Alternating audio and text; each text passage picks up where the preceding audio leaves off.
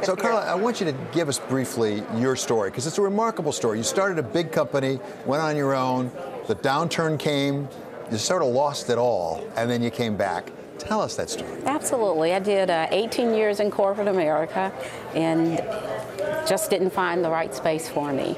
So in 2000, I started my own business and had success selling large power equipment for 9 years.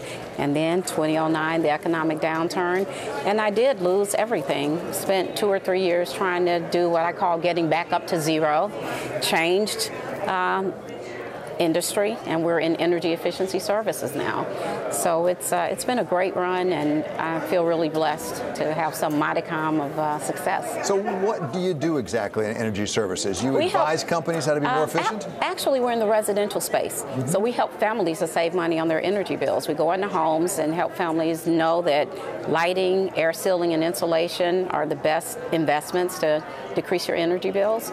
And it really makes a difference in home economies. So tell us a little bit where you are now. Brag a little bit, because you've had quite a success here. You should crow. We do. In 2017, we've had revenues of $28 million, more than $28 million, and we've added more than 75 well-paying, sustainable jobs. Wow, that is quite a story. So Katie, you're involved from Goldman Sachs in the small business initiative, quite an initiative. Why does Goldman do it, and how representative is this of what you're seeing?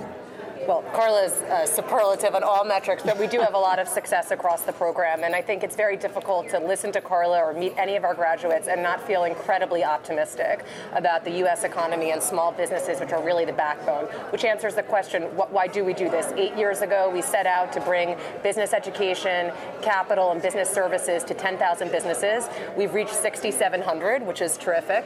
And why do we do it? We do it because economic growth is good for our clients. We're big stakeholders in the economy. Small businesses represent 60 million jobs in the U.S., which is about half of non-farm jobs, and they represent more than half of job growth. So it's a really important place to focus if you care about economic growth, which we do deeply, which brings us to why are we here today?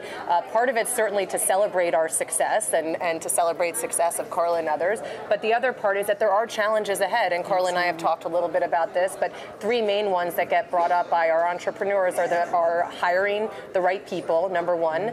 Number two is access to capital. And the third one would be training those employees. So we want to elevate the voice of the small business owners on these issues. And tomorrow we're actually going to the Hill, where we are going to meet representatives and senators who also want to focus on these issues. And we have some ideas on solutions, too.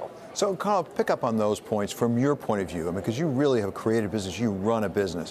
What are the challenges you're facing, and what have you learned about how to meet those challenges? Access to finding the right people to work with us. We are valued. You know, we value people, we value our customers, and we have to have people who really are going to do the right thing every single time.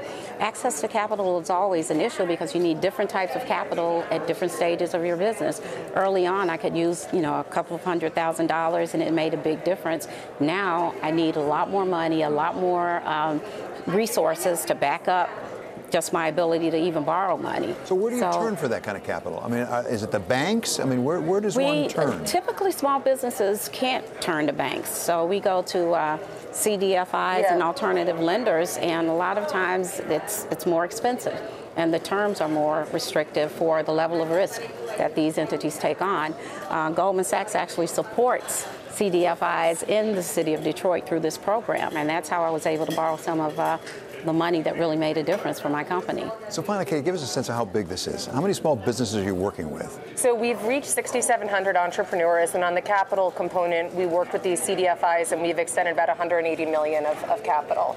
Because, of course, again, that was a constraint on business, and we wanted to help people like Carla be able to grow.